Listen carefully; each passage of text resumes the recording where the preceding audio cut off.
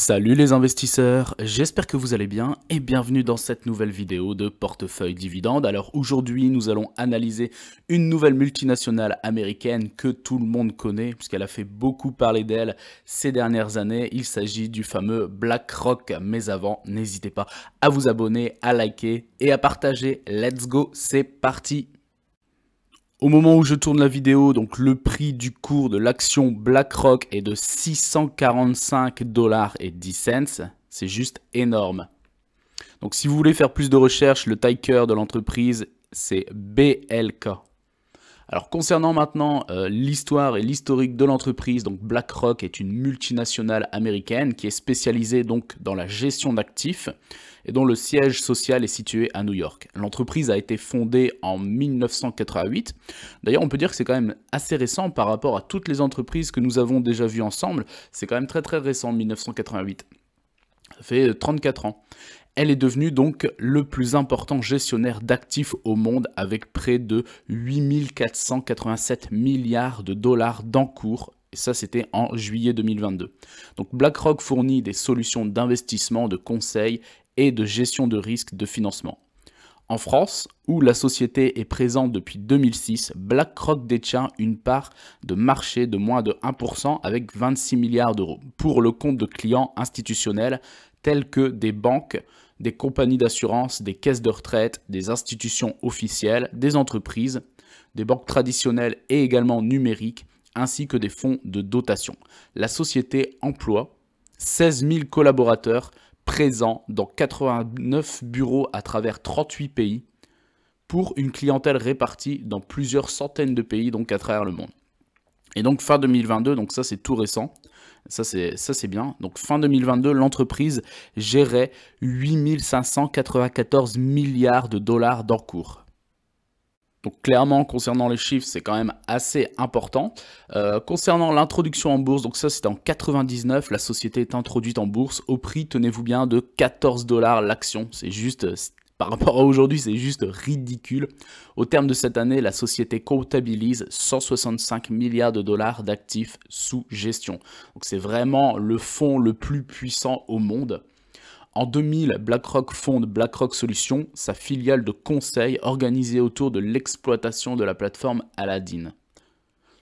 En 2004, elle rachète la société State Street Research Management pour 375 millions de dollars, puis reprend en 2006 la filiale de gestion d'actifs de la banque Merrill Lynch.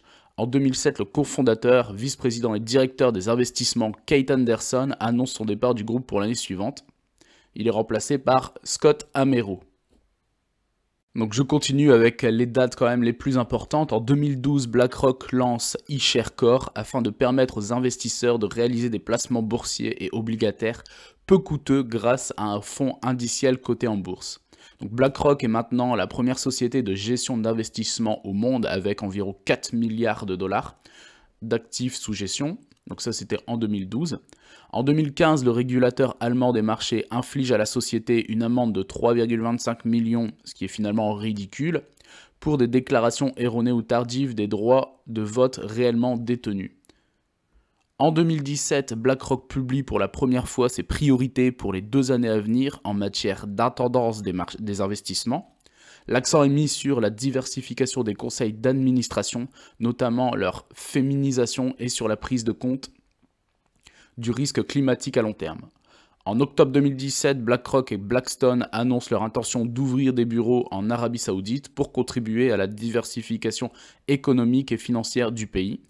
En 2018, la société ouvre son premier laboratoire dédié à l'intelligence artificielle à Palo Alto. Alors vous voyez finalement là en ce moment il y a la hype de l'AI, mais par exemple BlackRock était déjà dessus depuis 2018 et même en fait avec Aladdin, donc c'est un algorithme qui permet de calculer et d'échanger à très très haute vitesse et à très très haute fréquence, et c'est sur ça que BlackRock utilise pour tout ce qui est investissement, etc.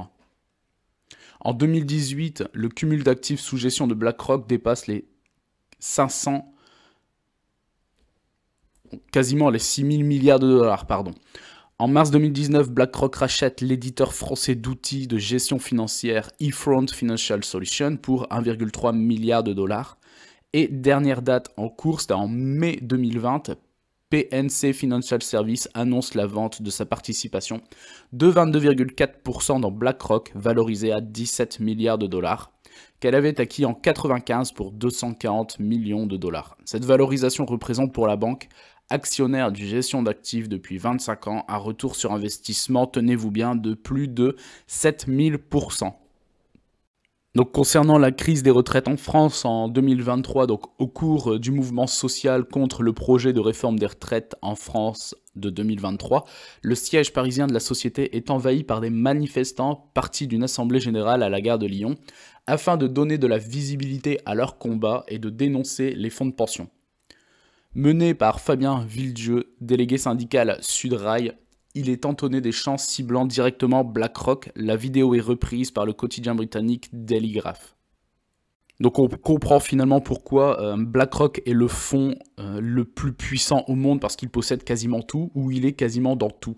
Sa présence dans le monde, vous voyez ici, donc la région d'Amérique représente à elle seule 66% des actifs gérés par BlackRock en 2019, contre 27% pour la région Europe, Proche-Orient et Afrique, et 7% pour la région Asie-Pacifique.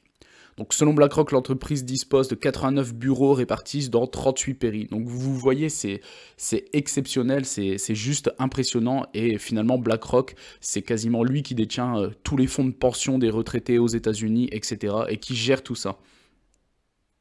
Donc on passe maintenant ici donc sur TradingView, donc pour voir l'évolution du cours de bourse de BlackRock depuis les années 2000, donc on voit clairement une croissance exponentielle.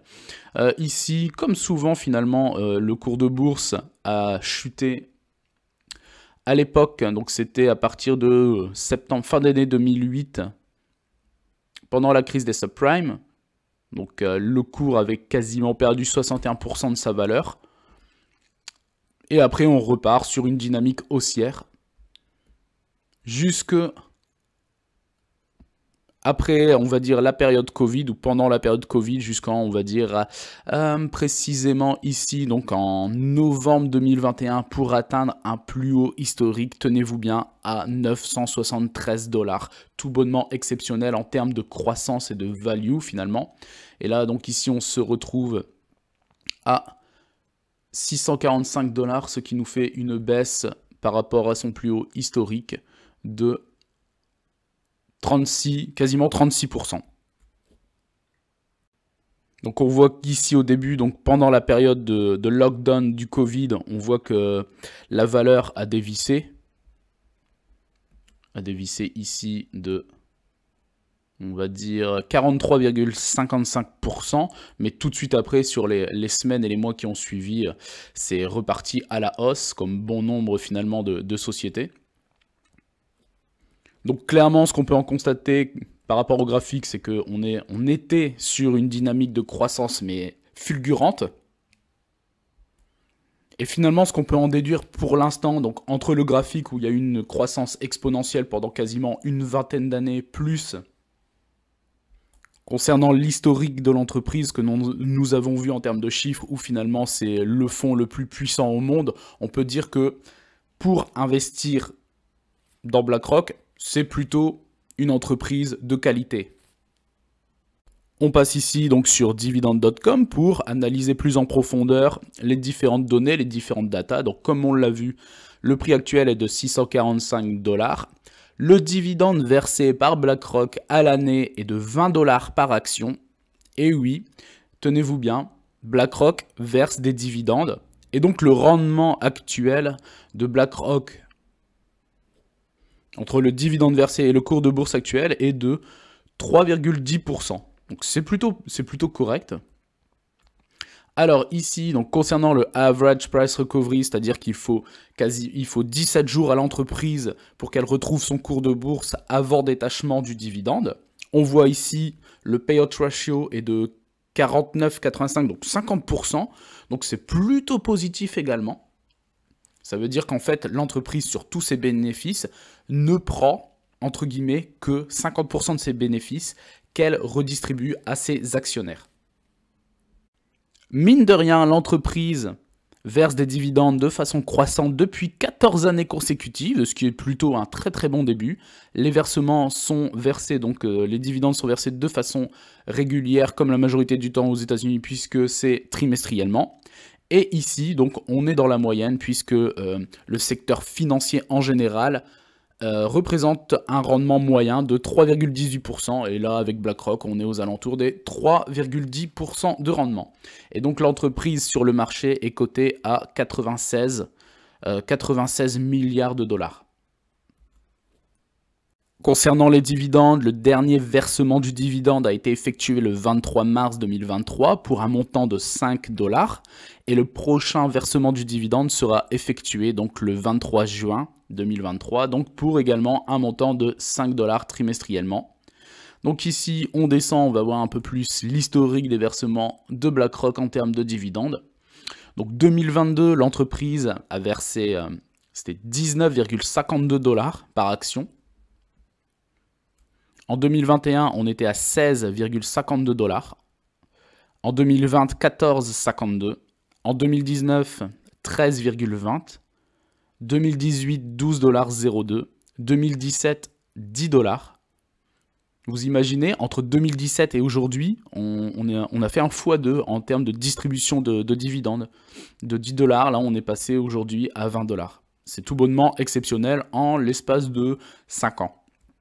2016, 9,16 $, 2015, 8,72 $, 2014, 7,72 $, 2013, 6,72 $, 2012, 6 $, 2011, 5,5 $, 2010, 4 $, 2009, 3,12 $, et 2008, on voit donc 3,12 $ également, 2007, 2,68 $, 2006, 1,68 $, 2005, 1,20. Donc on voit qu'en fait, pendant 2 années consécutives, 2008 et 2009, il y a une stabilisation du dividende.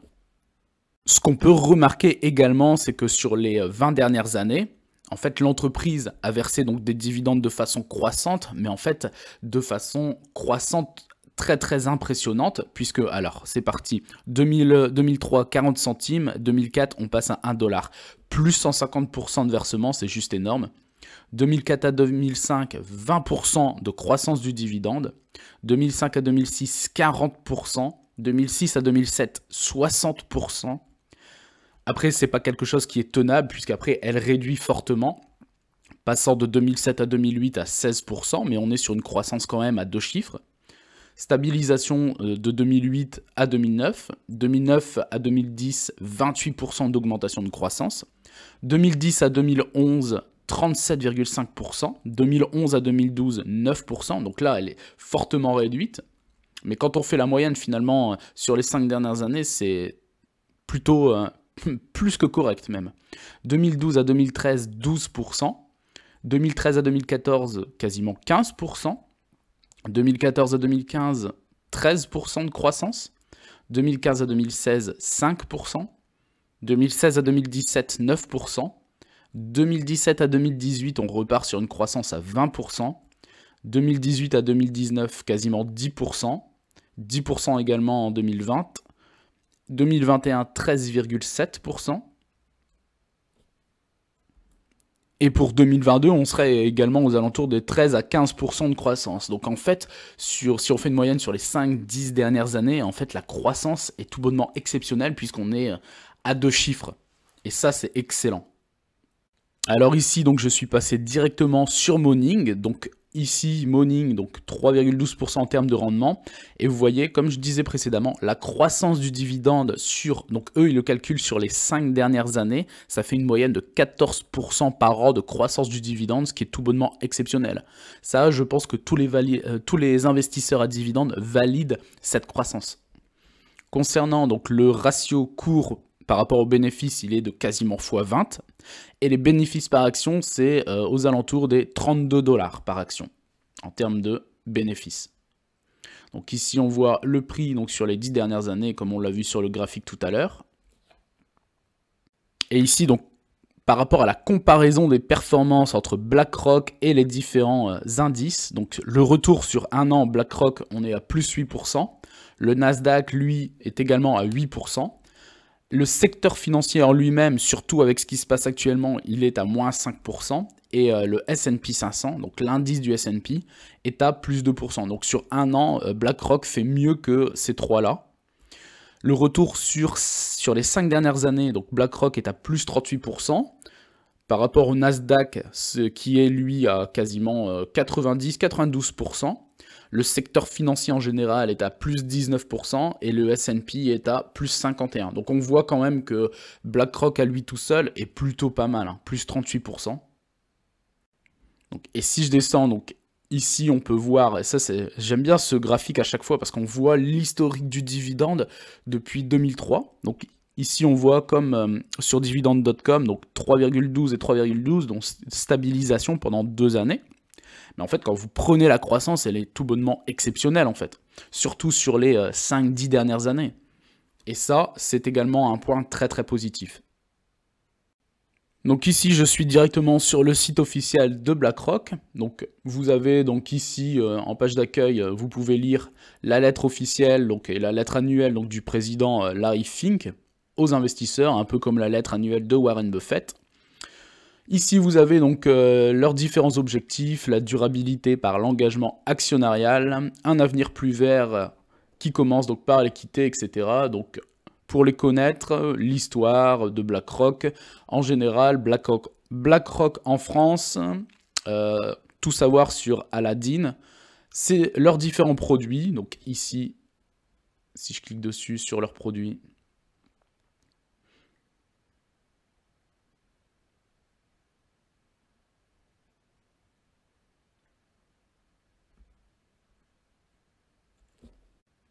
donc vous avez donc, tous les fonds communs finalement de placement, iShares Nikken, BFGE Europe, donc tous les fonds que possède et a créé finalement BlackRock. Donc c'est tout bonnement exceptionnel et impressionnant parce qu'il y en a des dizaines et des dizaines, hein, même des centaines, hein, puisqu'il y a à peu près 143 pages. Donc si vous voulez faire des recherches et que ça vous intéresse, je vous conseille d'aller sur le site officiel de BlackRock pour en savoir plus. Et donc ici on passe pour continuer notre analyse donc sur Yahoo Finance, donc BlackRock. Alors concernant les éléments financiers donc sur les 4-5 dernières années, donc en 2019 l'entreprise a fait 14,5 milliards de dollars de chiffre d'affaires pour un bénéfice de 4,48 milliards. En 2020, elle a augmenté son chiffre d'affaires, passant à 16,2 milliards de dollars, pour un bénéfice également en augmentation à quasiment 5 milliards de dollars. Et ce qu'on constate finalement, c'est que par rapport à beaucoup d'entreprises ou pendant la période Covid, la valeur et tout ce qui est chiffre d'affaires et bénéfices ont chuté. Alors là, c'est pas du tout ça. Bien au contraire, de 2019 à 2020, augmentation. Et là, de 2020 à 2021, très très grosse augmentation. Puisqu'on passe en 2021 à un chiffre d'affaires de 19,3 milliards de dollars pour quasiment 6 milliards de bénéfices. Donc quasiment 1 milliard 3 de bénéfices en plus par rapport à 2020. Et on voit par contre 2022, légère baisse, repassant aux alentours des 17,8 milliards de dollars de chiffre d'affaires pour un bénéfice également en chute, passant à 5 milliards 18. Donc on voit finalement une très très grosse croissance de 2019 à 2021 et 2022, légère baisse, mais sans doute rien d'alarmant. Alors ici, on descend donc concernant les différentes évolutions des recommandations et le taux de recommandation. Ici, on voit vraiment sur les graphiques qu'on est, que ce soit février, mars, avril, mai, on était dans le vert, donc vert clair et vert foncé. Donc c'est soit acheter, soit signal d'achat. Et ici, le taux de recommandation, on est plus sur acheter. Donc on voit que les analyses sont très très positives par rapport à l'action et à la société BlackRock en général. Donc on continue ici avec d'autres données importantes, donc la valeur de l'entreprise par rapport au chiffre d'affaires, donc le ratio est de 5,67. Ça veut dire que pour avoir la valeur actuelle de l'entreprise, il faut prendre le chiffre d'affaires de la dernière année et multiplié par 5,67. Donc c'est ça le ratio, donc 5,67 pour avoir la valeur de l'entreprise sur le cours de bourse actuellement. Et juste ici, donc la valeur de l'entreprise par rapport au EBITDA, donc le EBITDA c'est l'excédent brut d'exploitation, et donc le ratio est de 15. Concernant ici la rentabilité de l'entreprise, donc la marge bénéficiaire, on est à 28,13% et la marge d'exploitation sur l'année 2022, on est à 35,32%. Donc le bénéfice brut, donc lui calculé sur l'année 2022 est de 8,79 milliards. Et donc le bénéfice net disponible et donc distribuable par exemple pour les actionnaires avec les dividendes est lui quasiment de 5 milliards. Donc la différence n'est pas énorme, ça c'est très positif également. Et donc le EBITDA, c'est-à-dire l'excédent brut d'exploitation, est lui de 6,58 milliards de dollars.